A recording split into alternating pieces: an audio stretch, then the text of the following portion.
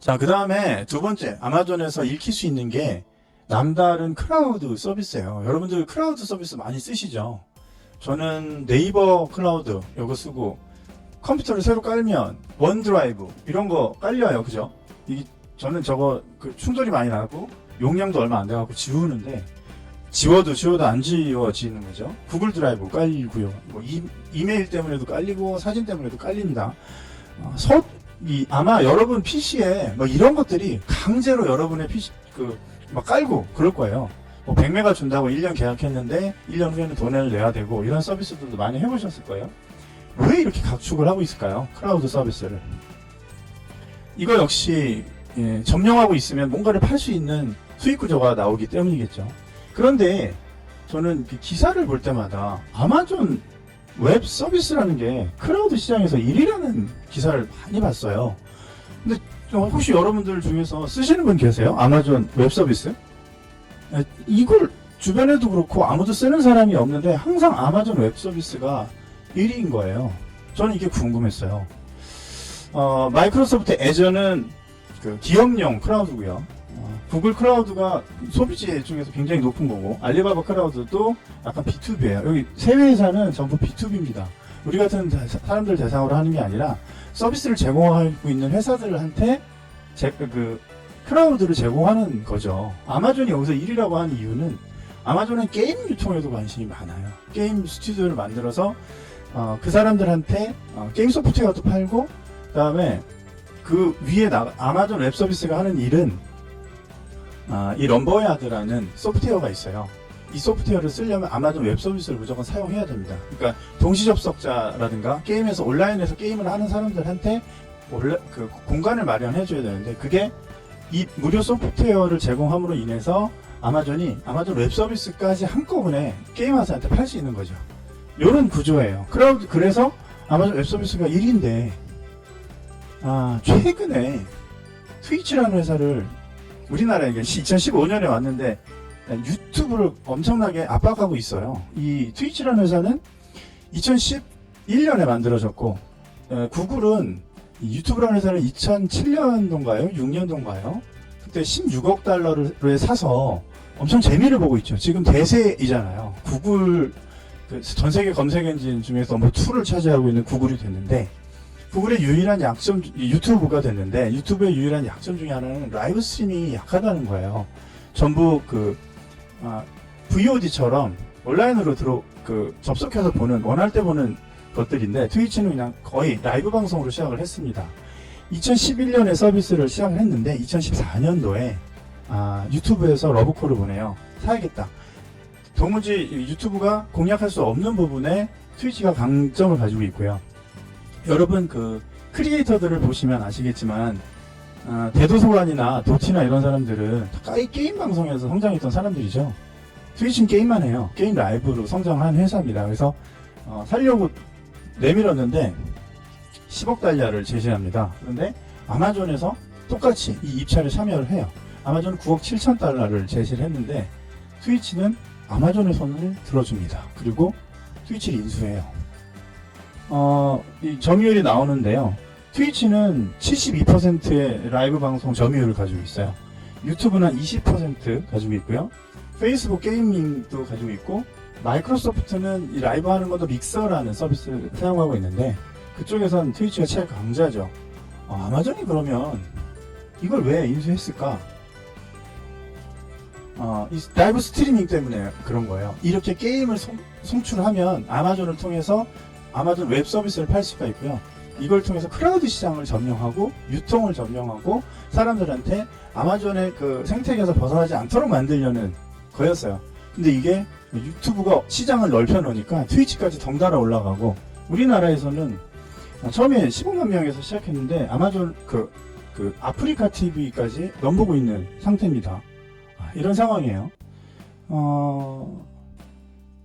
아마존이 성장세가 무섭죠. 공격하는 포인트들이 있어요. 그리고 최근에는 아마존 비디오 다이렉트라는 서비스를 만들어서 여기에 유튜브처럼 여러분의 영상을 송출할 수 있습니다.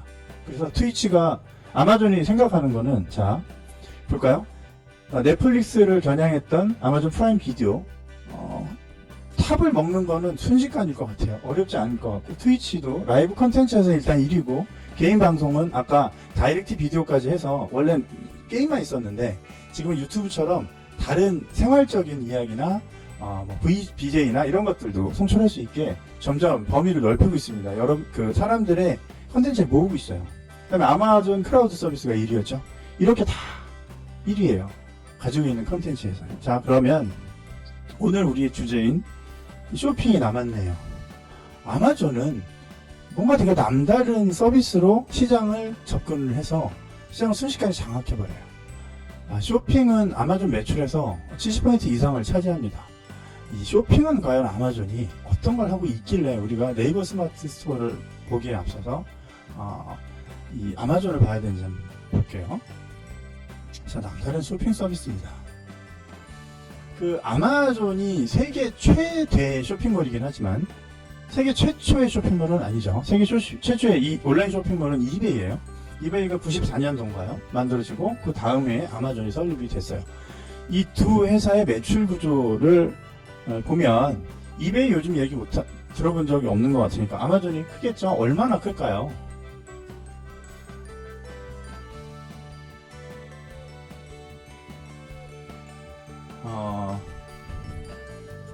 보시면요, 비교가 안 될 정도로 아마존의 매출이 높습니다.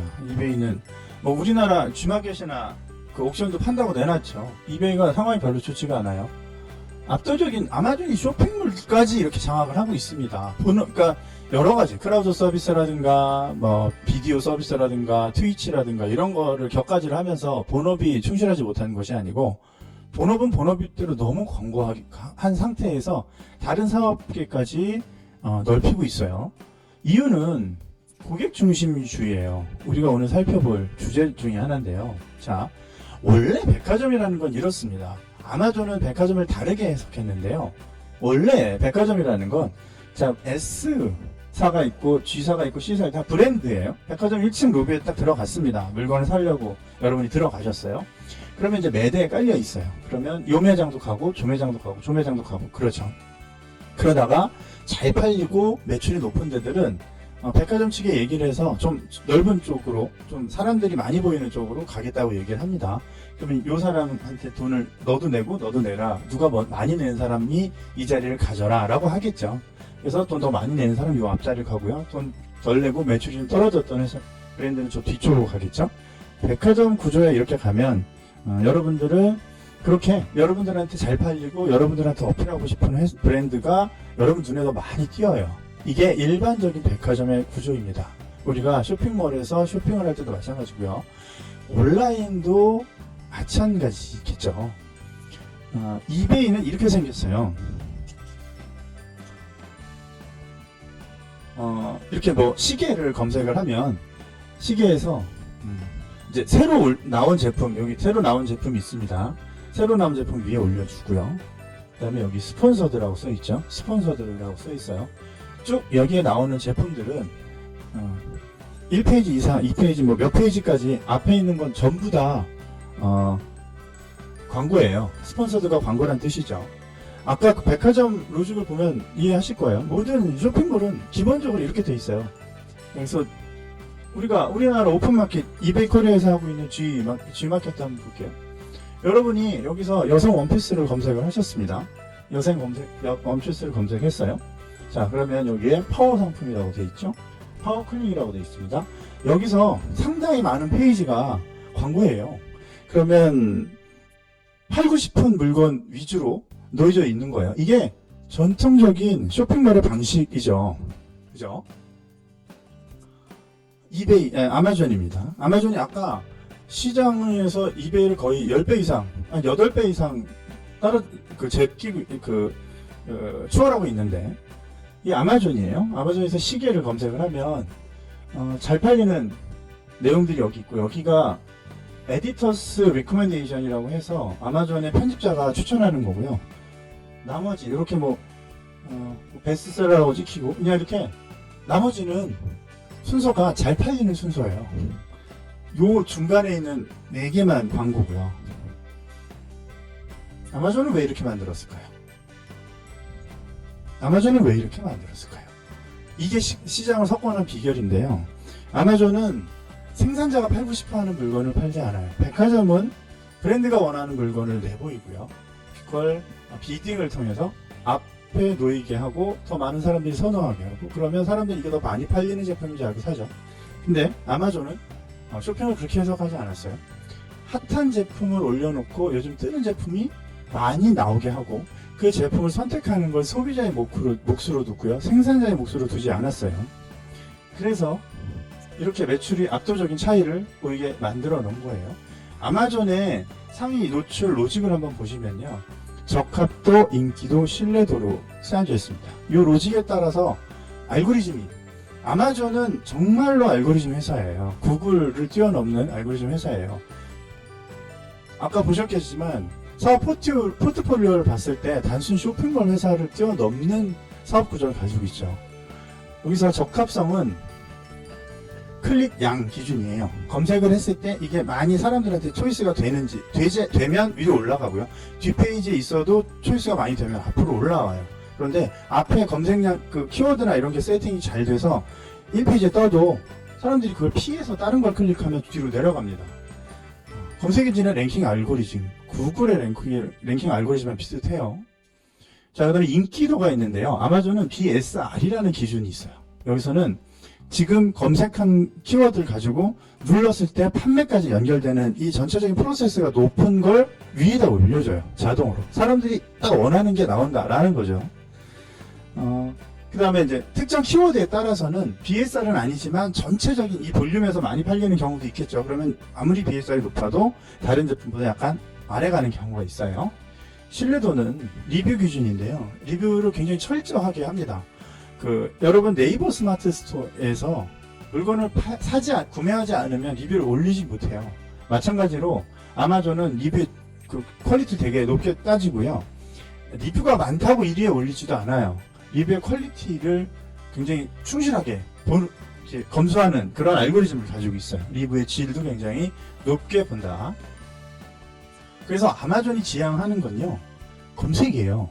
쇼핑몰인데 검색이고요. 실제로 구글 검색 엔진이 전 세계를 점령하고 있지만 쇼핑은 아마존에서 합니다. 구글에서 하지 않고 사람들이요. 자, 그러면 여기까지 아마존 얘기를 쭉 했어요. 스마트 스토어 얘기를 해서. 왜 그러면 우리가 스마트 스토어에 주목을 해야 되는지 한번 볼게요. 자, 여러분 운동화를 검색을 하면요, 네이버, 우리 70%가 네이버를 쓰죠, 국민이. 네이버에서 운동화를 치면 파워링크, 이 다 광고예요. 이렇게 쭉 다 광고예요. 여기도 다 광고예요. 다 광고입니다. 다 광고예요. 좀 한 페이지 전체가 짧아서 못 실었지만 전부 광고예요. 그럴 수밖에 없죠. 이 페이지에 담아있는 전 국민 사용자 수가 엄청나게 많고 누군 위에 올려줘야 되는데, 네이버 입장에서 아까 그 백화점의 로직을 따르지 않을 수가 없어요. 누구는 앞에 올리고 누군 뒤에 올릴 겁니까? 판단하기가 쉽지가 않죠. 그런데 네이버 스마트 스토어는 아까 우리 아마존이 광고를 위로 올리지 않고 광고는 딱 한 줄만 보여줬죠. 쇼핑에서 검색을 하시면요, 여기만 이렇게 광고예요.